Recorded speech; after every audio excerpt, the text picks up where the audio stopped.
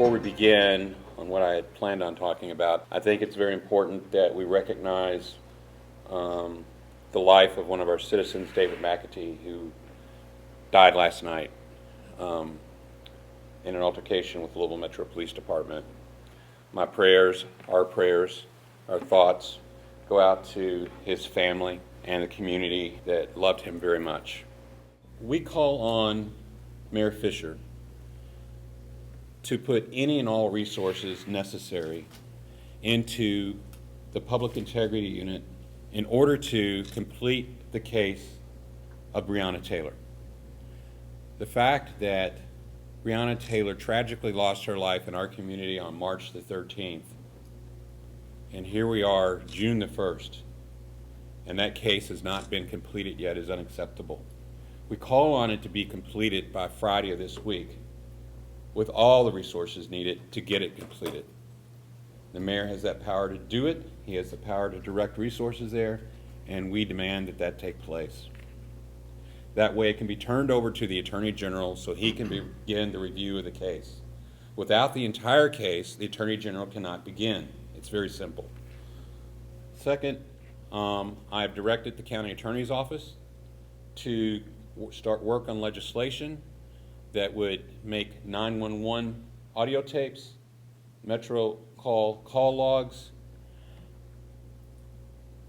Louisville Metro body cameras, all subject to open records regardless of if LMPD or the administration has an ongoing investigation. I've also directed and asked the County Attorney's Office to create legislation that all sworn personnel that work for Metro government, if they are involved in a critical incident, they will undergo an immediate urinalysis and drug analysis post-incident. We also, as you know, have legislation to deal with no-knock warrants. I know that you all have seen the legislation. I was just informed as I was pulling in today that language has been changed, and I just want to read it to you so that you're clear on what it is from what you've seen online.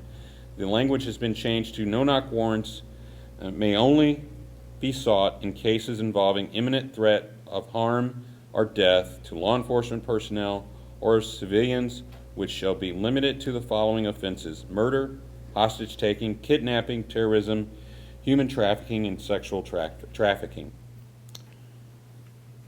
That language is subject to be changed once it gets to committee. But we as Metro Council feel very strongly that changes need to be made. I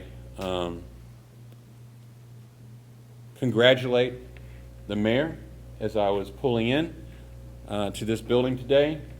I learned that we have a new chief of police, and his name is Rob Schroeder, and that Chief Conrad has been removed.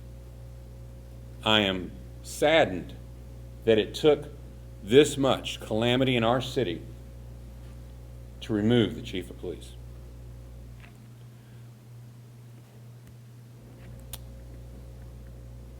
Our community is in an uproar right now because of many, many things. A lot of us get focused on the police department and what did or didn't happen with the police department, but it's something related to a much, much deeper thing. It's related to equity, so that all people are treated equal in our city, in our state, and in our country. You see protests going on all over our country because of this issue. I think what all of us would call for is transparency. We want to know what happened. The public has a right to know what happened. In the past, there have been occasions in Louisville where police have been involved and we have waited months and months to find out what had happened. And in that waiting, I think very often folks begin to question the validity of the answers that finally do come out. And so I think this evening, along with the changes that President James has mentioned, we are calling on the mayor to, as quickly as possible, get to the bottom of this and to release accurate information. We're not interested in hearsay. We're not interested in, this is what we think happened, so we're not asking them to make snap judgments in the next 10 minutes.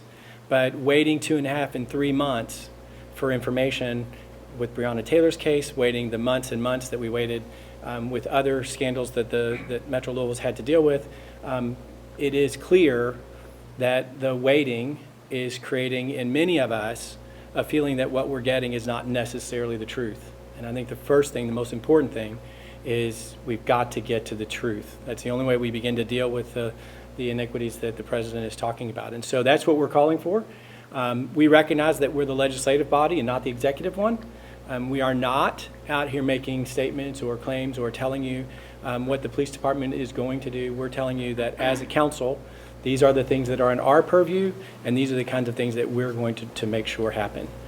And I don't know the answer to any of it, but I know that it weighs so heavily on my soul.